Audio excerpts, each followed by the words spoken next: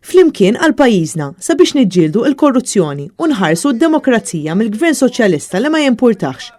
Sostna dan il-kap tal-Partit Nazzjonalista Adrian Delija waqt it-tnedija tal-kampanja elettorali tal-Partit Nazzjonalista u l-preżentazzjoni tal-kandidati għall-elezzjonijiet tal-Parlament Ewropew u l-Kunsilli Lokali fid-Dar Ċentrali. Nistgħu nagħmlu id-differenza.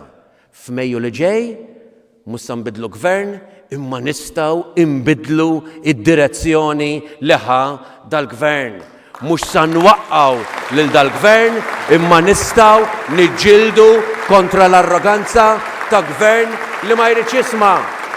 Maħniex ħanbidlu mill-lum għal-għada, imma ħankunu qed nagħmlu l-ewwel pass biex fis-snin li ġejjin nissaħħu iktar ħalli noffru alternattiva serja għal pajjiżna. Adrian Delija qal li l-Gvern Soċjalista ma jimpurtax li l-familji Maltin u Għawċin qegħdin iħallsu 725 miljun euro fis-sena għal korruzzjoni. Huwa qal li dan huwa gvern li ma jimpurtax mill-middle class li mhux qed ilaħqu aktar ma' żidiet qawwija fl-għoli tal-ħajja u ma jimpurtax mill-anzjani li l-pensjoni ma sservihomx.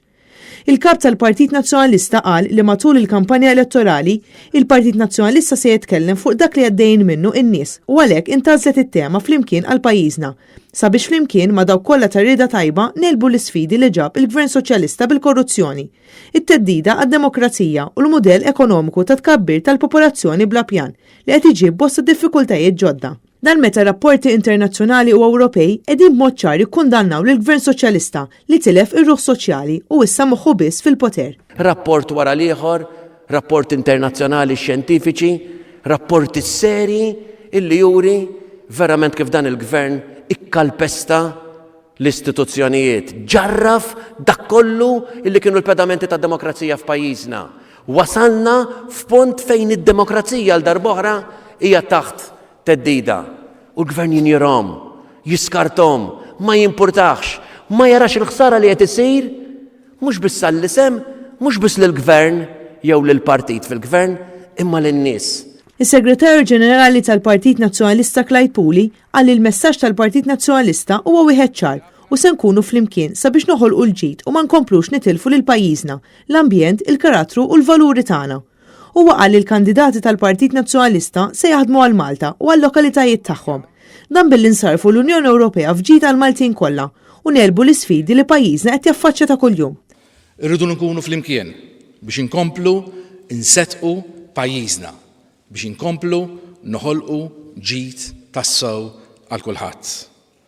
Irridu nkunu flimkien biex ma nkomplux nitilfu lil pajjiżna, l-ambjent tiegħu, il-karattru tiegħu, l-identità tiegħu, il-valuri tiegħu ta' soċjetà li jimpurta. Għall-elezzjonijiet tal-25 ta' Mejju, il-Partit Nazzjonalista qed jippreżenta 10 kandidati għall-elezzjoni tal-Parlament Ewropew, 295 kandidat għall-elezzjonijiet tal-Kunsilli Lokali, li minnhom 155 huma kandidati ġodda. 28% tal-kandidati huma nisa, filwaqt li 23% huma żgħażagħ.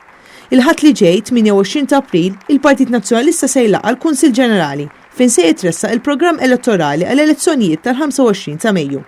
Dan il-Kunsill Ġenerali se jkun indirizzat ukoll miċ-Chairman tal-Partit Popolari Ewropew Manfred Weber. Fl-ewwel ta' Mejju mbagħad il-Partit Nazzjonalista se jorganizza maratona ġbir ta' fondi.